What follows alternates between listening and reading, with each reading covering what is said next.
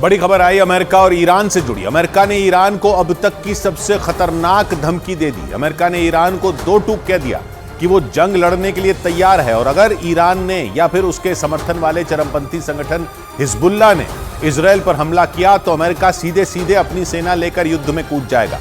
America की Iran को यह बड़ी धमकी है क्योंकि अब तक अमेरिका ईरान को इजरायल से दूर रहने की चेतावनी तो देता आ रहा है, मगर इतने कड़े शब्दों का इस्तेमाल उसने पहली बार किया।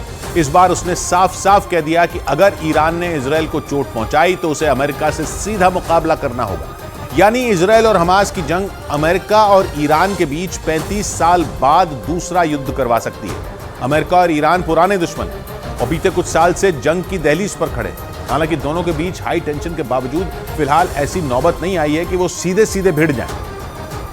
मगर ईरान में डर भरने के लिए अमेरिका ने आखिरकार उसे साफ साफ चिता दिया कि अगर उसने इजरायल पर वार किया या फिर अपने साथी हिजबुल्लाह से इजरायल पर अटैक करवाया तो फिर सीधे अमेरिका से टकराना होगा। यानी 35 साल बाद अमेरिका और ईरान युद्ध के मैदान में बिल्कुल आमने सामने होंगे और एक दूसरे पर दुश्मनी निकालेंगे।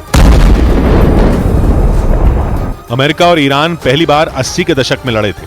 हालांकि लड़ाई उनके बीच नहीं थी, लड़ाई ईरान और इराक के बीच चल रही थी। दोनों 8 साल तक खाड़ी युद्ध लड़े थे।